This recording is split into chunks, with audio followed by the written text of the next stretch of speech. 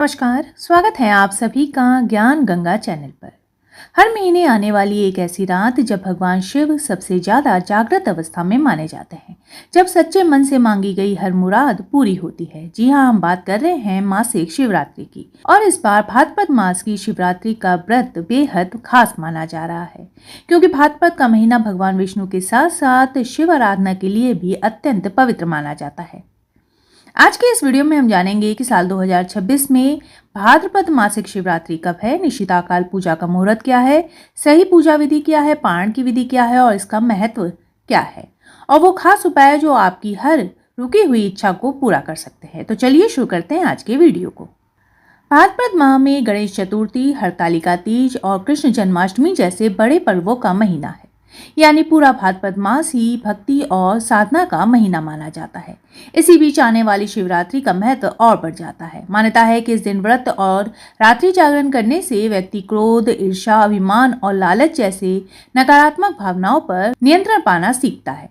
शिव पुराण में बताया गया है कि जो भी व्यक्ति सच्चे मन और श्रद्धा से मासिक शिवरात्रि का व्रत करता है, उसके जीवन की सारी कठिनाइयां दूर होती हैं। मान्यता है कि जीवन में अटके हुए काम आसानी से होने लगते हैं, विवाह में आ रही बाधाएं दूर होती हैं और दाम्पत्य जीवन में मधुरता आती है। साथ ही इस दिन महामृत्युंजय मंत्र का जाप करने से स्वास्थ्य लाभ और भय से मुक्ति मिलती है। साल 2026 में भाद्रपद मासिक शिवरात्रि 9 सितंबर 2026 दिन बुधवार के दिन है। निशिताकाल पूजा का समय रहेगा रात के 11:55 से 12:41 तक।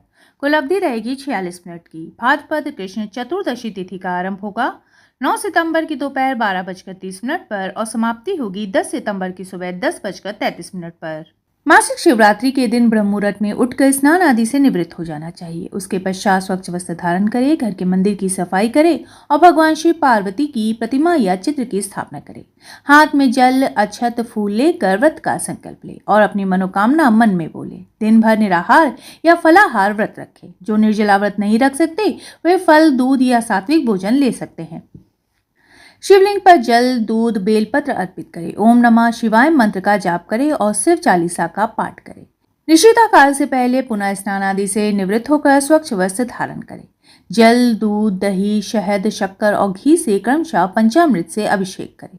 भगवान शिव को बेलपत्र, धतूरा, भांग, सफेद फूल, चंदन और भस्म अर्पित करें।